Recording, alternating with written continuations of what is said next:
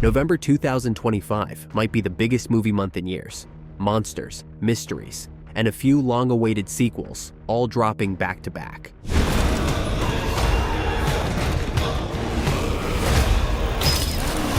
From Netflix to the big screen, here are the 15 movies you need on your radar right now. Number 15, Christy, November 7th in theaters. Girls, and they would just drill me with all the different fights, one after the other, for like 2 hours. Biopics often play it safe, but Christy steps right into the ring. Directed by David Michôd, known for The King and Animal Kingdom, the film tells the brutal, deeply personal story of Christy Martin, one of boxing's most groundbreaking and controversial figures. Sydney Sweeney completely transforms into the West Virginia fighter who shattered gender barriers in the 1990s and later survived a horrific attempt on her life by her husband and trainer. The film doesn't just trace her rise and fall, it captures the contradictions of fame, fear, and fighting for your own survival inside and outside the ring. With Ben Foster and Merritt Wever rounding out a powerhouse cast, Christy looks equal parts sports drama and emotional gut punch, a portrait of resilience carved from blood, sweat, and sheer willpower. Number 14, Die, My Love, on November 7th, in theaters. Stop it.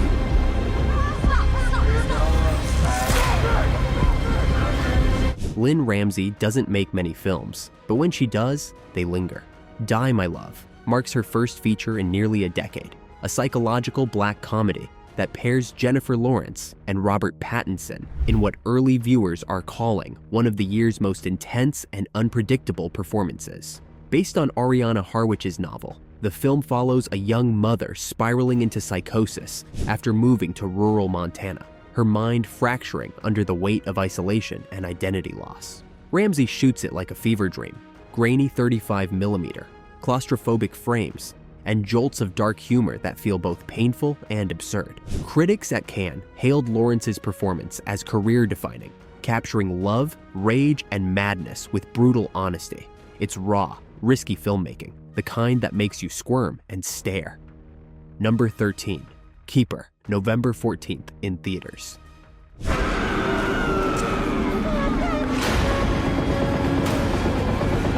From what we've seen so far, Keeper looks like another eerie, slow-burn descent into madness from Osgood Perkins, the filmmaker behind Longlegs and The Black Coat's Daughter.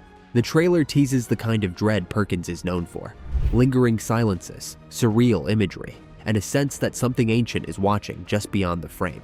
Tatiana Maslany leads as a woman left alone in a secluded cabin after her partner vanishes, only to be haunted by an unseen force that knows her too well.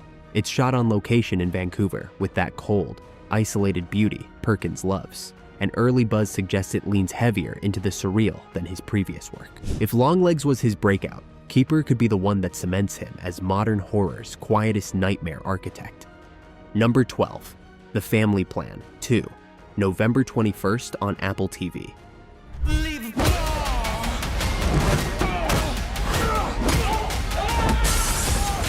From what's been shown so far, The Family Plan 2 looks like a bigger, flashier sequel that keeps the same mix of humor and action as the first. Mark Wahlberg returns as Dan Morgan, the undercover assassin turned family man.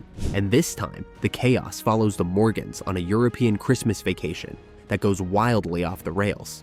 Michelle Monaghan, Zoe Colletti, and Van Crosby are all back, joined by Kit Harington in what appears to be a slick new villain role. Early clips tease bus fights through London, spy gadgets wrapped in tinsel, and Wahlberg juggling explosions with dad jokes. It's aiming for the same tone as Spy Kids meets True Lies, a family-friendly action ride that doesn't take itself too seriously. Number 11, Zootopia 2, November 26th in theaters. Got him. Rolling spikes! What are you shooting? We had to throw one in for the parents, and for the couples who don't care if it's animated, as long as it's good.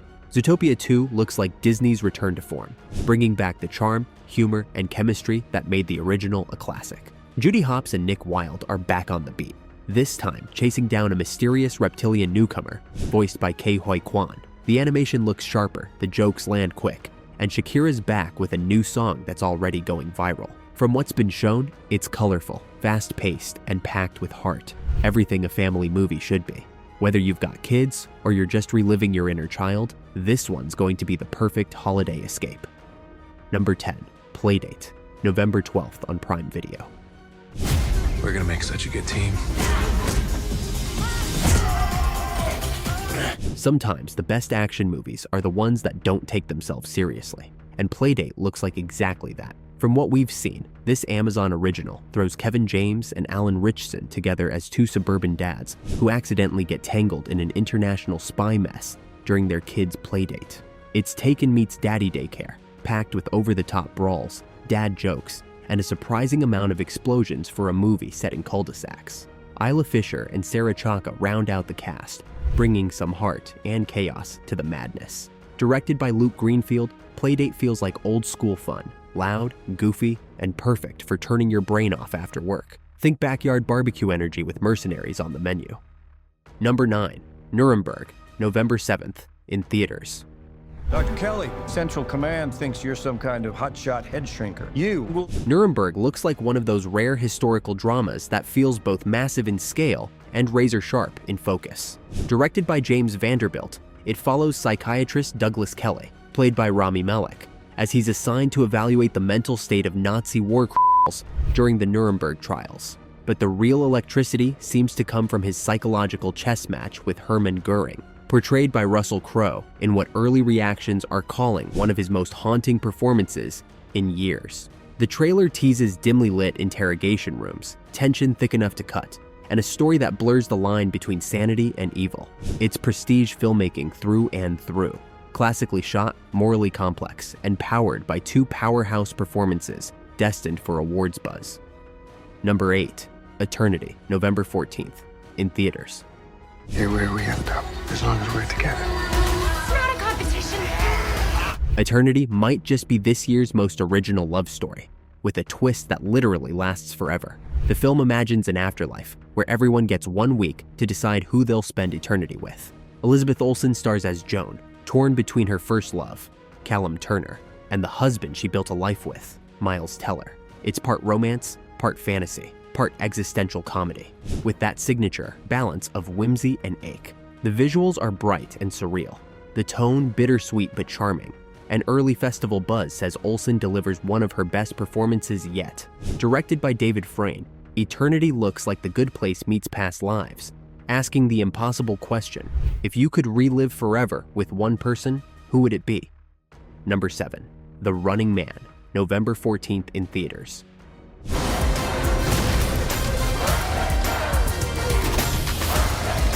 Edgar Wright is taking on Stephen King, and it looks incredible. The Running Man reimagines the 1987 cult classic into a tense, futuristic survival thriller with Wright's signature kinetic energy. Glenn Powell stars as Ben Richards, a desperate father who enters a deadly reality show where contestants must evade professional killers for 30 days to win $1 billion. Josh Brolin plays the show's manipulative producer, and Coleman Domingo hosts the twisted spectacle the whole world can't stop watching. The film's visuals look massive. Neon-soaked cities, brutal hand-to-hand combat, and Wright's trademark rhythm driving every chase. With a sharp social commentary on entertainment culture and control, The Running Man could be the boldest King adaptation in years, and proof that Powell's rise to leading man status is no fluke. Number 6, Wicked for Good, November 21st in theaters. But only one that mattered. Okay. We know you either love it or hate it, but still, the second half of Oz looks huge. John M. Chu doubles down on practical sets, giant ensembles, and live on-set vocals. The trailers tease darker stakes, witch hunters marching, Dorothy's arrival reshuffling alliances, and No Good Deed belted like a battle cry. Cynthia Erivo and Ariana Grande feel locked in. Less origin story, more reckoning, with Jonathan Bailey's Fierro right in the crossfire. The scale pops, sweeping crane shots, tactile Emerald City streets, real smoke and storm, not just pixels. And yes, new songs promise fresh emotional beats alongside the standards. Whether you cried last year or rolled your eyes, this chapter looks built to land the plane. Louder, sharper, and unashamedly theatrical. Number 5, Sisu, Road to Revenge, November 21st in theaters.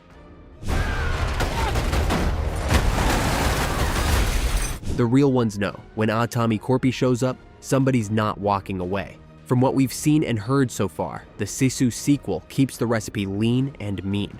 89 minutes of flint spark violence, truck-mounted mayhem, and deadpan Finnish gallows humor. Jalmari Helander is back behind the camera, with Jorma Tommila returning as the near-mythic survivor hauling his past, literally, through Soviet-occupied Karelia. The new faces aren't slouches either. Stephen Lang steps in as a relentless Red Army wolf, with Richard Brake in the shadows fanning the hunt. Early festival buzz name-checks Fury Road for its momentum and practical nastiness, and the footage backs it up. Mud, metal, matches, and improvised carnage. No sermon, no filler, just a folk legend sharpening his knives for one last reckoning. Pack the earplugs. Number 4, Now You See Me, Now You Don't, November 14th in theaters. Want to see a magic trick? Thaddeus? You enjoying the show? Shall we get on with it? The Four Horsemen are back, and the magic looks bigger, slicker, and riskier than ever. Now You See Me, Now You Don't brings the whole crew together for a globe-trotting heist that blends illusion, technology, and misdirection on an even grander scale. Jesse Eisenberg, Woody Harrelson, Isla Fisher, and Dave Franco return to pull off their most impossible trick yet, stealing the world's largest diamond from a crime syndicate led by Rosamund Pike. Ruben Fleischer directs with his signature high-energy style, shooting in Budapest, Belgium, and Abu Dhabi to give every set-piece cinematic punch. The cast expansion, Justice Smith, Ariana Greenblatt, and Dominic Sessa, adds fresh dynamics to the old guard. Sleight-of-hand spectacle meets global intrigue in what could be the franchise's flashiest chapter yet.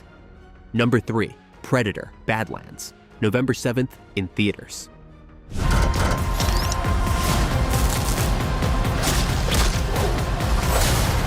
Dan Trachtenberg returns to the hunt, but this time, the Predator is the hero. Badlands shifts the saga to the creature's homeworld, turning the lens inward on Yautja culture for the first time. Ella Fanning stars as Thea, a damaged Weyland-Yutani synth who forms a fragile alliance with Dek, a young Predator outcast, fighting to earn his place among his own kind. The setup promises an emotional, almost mythic tone, part Mad Max, part Shadow of the Colossus, wrapped in Trachtenberg's signature grounded intensity. Expect wild creature design, hand-built sets mixed with cutting-edge VFX from Weta and ILM, and a score pulsing between tribal and cinematic. It's the boldest swing the franchise has taken yet. Less horror, more legend, where the hunter finally steps into the light. Number 2, Wake Up Dead Man, A Knives Out mystery, November 26th in theaters. The Holy Grail. It's dressed as a miracle. Benoit Blanc is back, and this might be his darkest case yet. Wake Up. Dead Man takes the Knives Out formula to haunting new territory, blending murder, faith, and moral rot in one Southern Gothic tangle. Daniel Craig returns with a sharper drawl and a slower burn, navigating secrets within a devout congregation led by a manipulative priest, played by Josh Brolin. The cast is a who's who of powerhouse performers: Glenn Close, Jeremy Renner, Kerry Washington, and Josh O'Connor stealing scenes as a troubled young cleric. Rian Johnson shifts tone here, less glamour, more shadow. The mystery unfolds like scripture rewritten in blood, filled with hidden motives and quiet revelations. Critics are already calling it the smartest and most soulful Knives Out yet. Number 1, Frankenstein, November 7th on Netflix.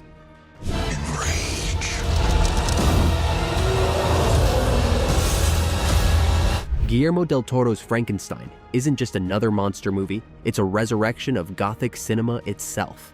Oscar Isaac leads as the brilliant but broken Victor Frankenstein, whose obsession with defying mortality gives life to Jacob Elordi's astonishing creature. Shot with haunting elegance by Dan Laustsen and paired with Alexandre Desplat's sweeping score, the film transforms Mary Shelley's classic into a tragic epic of creation and consequence. Mia Goth shines as Elizabeth, torn between compassion and fear, as Victor's ambition spirals beyond control. Del Toro weaves beauty, sorrow, and grandeur into every frame, crafting a story less about horror and more about the fragile line between love, loss, and what it means to be truly alive. So that's the lineup. 15 massive releases, each fighting for your ticket this November. But now I want to know, which one are you watching first? Drop your pick below. I'll be reading through them. And if you enjoyed this breakdown, hit like and subscribe. It really helps more movie and show lovers find the best ones coming next.